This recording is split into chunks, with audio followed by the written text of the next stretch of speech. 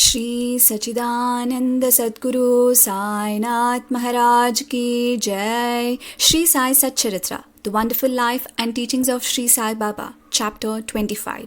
Damu Anna Kasir of Ahmednagar, Speculations, Amra Leela. Preliminary. We begin this chapter with a prostration with all our 8 limbs to Sai Baba, who is an ocean of mercy, the God incarnate, the Parabrahma and the great Yogeshwara, Lord of Yoga. Victory be unto Sai Baba, who is the crest jewel of the saints and abode of all the auspicious things, our Atmaram, self, and the sole refuge of the devotees. We prostrate ourselves before him, who has attained the aim and end of life. Sai Baba is always full of mercy. What is wanted on our part is wholehearted devotion to him. When a devotee has got firm faith and devotion, his wishes are soon fulfilled. When the desire arose in the mind of Hemant Pant to write the life and Leelas of Sai Baba, he immediately got it written by him. When the order to keep the memos was given, Hemant Pant was inspired and his intellect got strength and boldness to undertake and finish the work. He was not, as he says, qualified to write the work, but the gracious blessings of Sai Baba enabled him to complete the undertaking, and thus you have this Satcharita, which is a cistern or a Somkant jewel from which nectar in the form of Sai Leelas oozes out for the readers to drink to the heart's content. Whenever a devotee had complete and wholehearted devotion to Sai Baba, all his calamities and dangers were warded off and his welfare attended to by Baba. The story of Damodar Savalram Rasnik Kasar of Ahmednagar, now of Pune, alias Damu Anna, illustrating the above statement is given below. Damu Anna. The readers are aware that a mention of this gentleman was made in the 6th chapter regarding the celebration of Ram Navami festival in Shirdi. He went to Shirdi about the year 1895 AD when the Ram Navami Utsav celebration began, and since that time he has been providing an ornamental flag for that occasion every year. He also feeds the poor and the fakirs who come there for the festival. His speculations. First, cotton trading. A Mumbai friend of Damu Anna wrote to him that they should do some cotton speculation business in partnership, which would bring them about 2 lakhs of rupees as profit. Damu Anna says in a statement made about the year 1936 to Mr. B.V. Narasimha Swami that the proposal about speculating at Mumbai in cotton was from a broker who was not to be a partner, and that he, Damu Anna, was to be the sole adventurer. White, page 75 of the Devotees' Experiences, Part 2. The broker wrote that the business was good and involved no risks, and that the opportunity should not be lost. Damu Anna was vacillating. He could not at once determine to venture into the speculation. He thought over this, and as he was a devotee of Baba, he wrote a detailed letter to Shama giving all the facts and requested him to consult Baba and take his advice in this matter.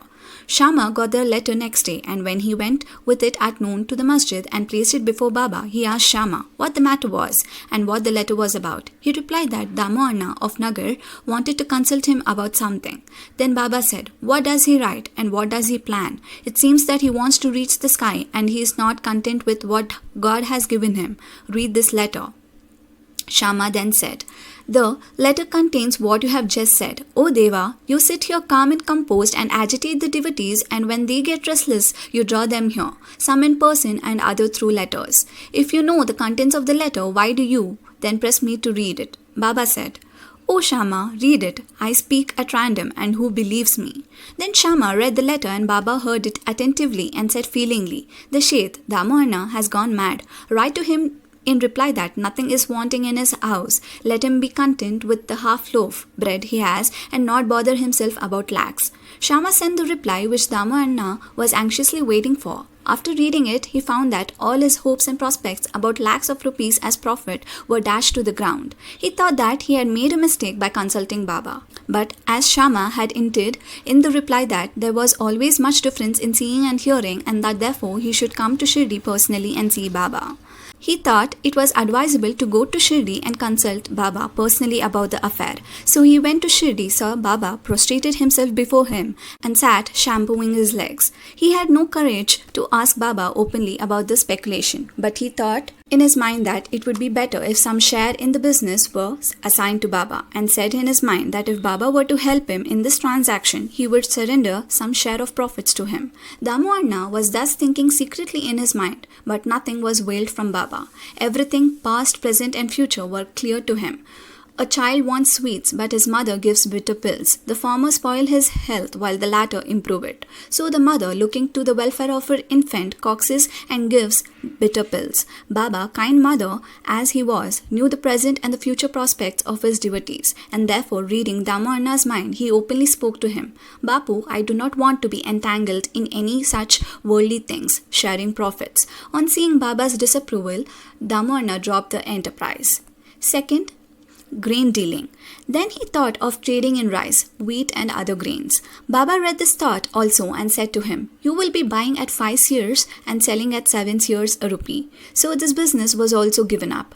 The rise in the prices of grains was kept up for some time and Baba's prophecy seemed to be falsified. But in a month or two there was abundant rain everywhere and the prices suddenly fell down, and therefore those who stored grains suffered a severe losses. Damu Anna was saved from this fate. Needless to say that cotton speculation, which was conducted by the broker with the help of another merchant, also collapsed with severe loss to the adventurers. After seeing that Baba had saved him from 2 severe losses in cotton and grain speculations, Damu Anna's faith in Baba grew stronger and he remained a true devotee of Baba till his passing away. Amra Leela, Mango Miracle. Once a parcel of about 300 good mangoes was received at Shirdi. It was sent from Goa by one Mamlatdar named Raleigh to Sai Baba in the name of Shama. When it was opened, all the mangoes were found to be in good condition. They were given in Shama's charge and only 4 were retained and placed in Columba pot by Baba. He said, these 4 fruits are for Damu Anna, let them lie there. This Damu Anna had 3 wives. According to his statement mentioned above, he had not 3 but 2 wives only. He had no issue. He consulted many astrologers and himself studied astrology to some extent and found that as there was a Papi, inauspicious planet, in his horoscope there was no prospect of any issue to him in this life.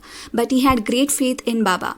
When he went to Shirdi 2 hours after the receipt of the mango parcel for worshipping Baba, he said, though other people are looking for the mangoes, they are damyas. He whose they are should eat and die. Damu Anna, on hearing these words, was first shocked. But on Mahalspati, a Shirdi devotee, explaining to him that death meant the death of the ego and to have it at Baba's feet was a blessing. Damu Anna said that he could accept the fruits and eat them, but Baba said to him, do not eat yourself, but give them to your younger wife. This Amra Leela, mango miracle of 4 mangoes, will give her 4 sons and 4 daughters. This was done, and in due course it was found Baba's words turned out true and not those of the astrologers. Baba's speech established its efficacy and greatness while he was living in the flesh, but it did the same even after his passing away. Baba said, believe me, though I pass away, my bones in my tomb would be speaking, moving and communicating with those who surrender themselves wholeheartedly to me. Do not be anxious that I would be absent from you. You will hear my bones speaking and discussing your welfare. But remember me always, believe in me heart and soul, and then you will be most benefited. Prayer. Hemit Pant closes this chapter with a prayer. O Sai Sadguru, the wish-fulfilling tree of the Bhaktas, we pray, let us never forget and lose sight of your feet. We have been troubled with the ins and outs, births and deaths in the sansar. Now free us from this cycle of births and deaths. Restrain us from outgoing of our senses to their objects and introvert us, and bring us face to face with Atma, self. As long as this outgoing tendency of the senses and the mind is not checked, there is no prospect of self-realization. Neither son, nor wife, nor friend will be of any use in the end. It is only you who will give us salvation and bliss. Destroy completely our tendency for discussions and other evil matters. Let our tongue get a passion for chanting your name, drive out our thoughts, and make us forget our bodies and do away with our egoism. Make us ever remember your name and forget all other things. Remove the restlessness of our mind and make it steady and calm. If you just clasp us, the darkness of night of our ignorance will vanish and we shall live happily in your light. That you made us drink the nectar of your Leelas and awakened us from our slumber is due to your grace and our store of merits in past births. Note, in this connection, the following extract from Damu Anna's statement mentioned above is worth perusal. Page 76, Devotees' Experiences Part 2. Once, when I sat at his feet along with many others, I had 2 questions in my mind, and he gave answers to both. There are so many crowding to Sai Baba. Do they all get benefit from him? To this, he replied orally, look at the mango tree in blossom. If all the flowers become fruit, what a splendid crop it would be. But do they? Most fall off. either as flowers or as unripe fruits, by wind, etc. Very few remain. Second, the second question was about myself. If Baba were to pass away, how hopelessly adrift I would be, and how am I to fare then? To this, Baba answered that he would be with me whenever and wherever I thought of him. That promise he had kept before 1918, and that has been keeping after 1918 too.